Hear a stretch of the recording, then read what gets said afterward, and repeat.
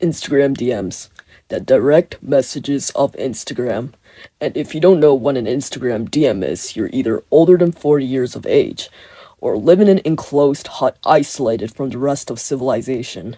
And truthfully, it's one of the things mostly teenagers and young adults use to communicate with each other these days.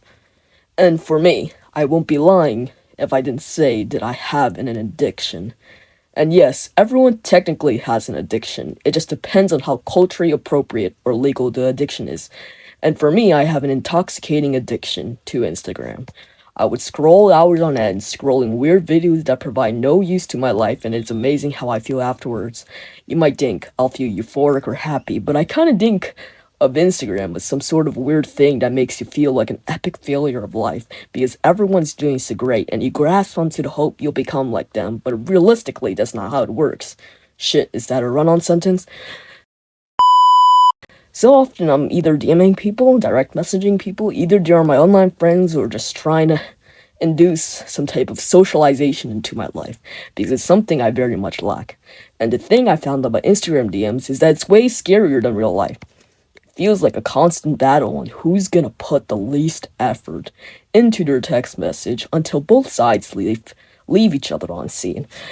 I'll try to communicate to someone and text them and say, "Hey yo, how are you, bro?" And then they'll be like, "I'm good. HBU?" And I'll be like, "I'm do I'm doing great."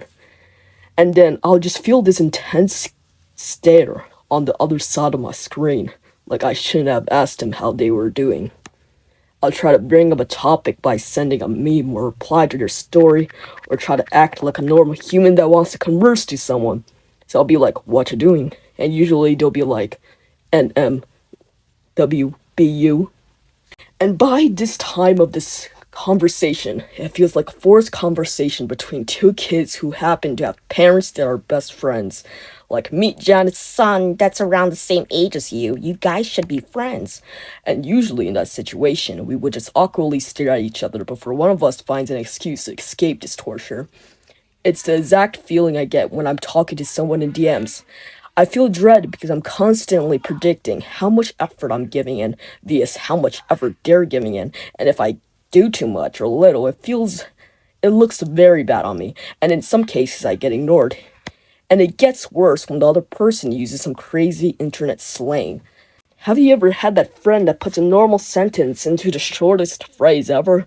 Like instead of just saying, "Yo, what's up? I want to know how you're doing and everything," and turns it into "Sup, HRU." And honestly, it sounds so sincere to me. Like, what? Why would you? It's like, do you care? And I'll end up with more questions than answers. To put some background on this, I have high functioning autism, specifically Asperger's syndrome, and I was diagnosed when I was young. And yeah, that's part of the reason why I have a hard time understanding some types of socialization. And it turns into lots of misunderstandings because I never understand what's going through the other person's head sometimes. And making real friends is always an opportunity.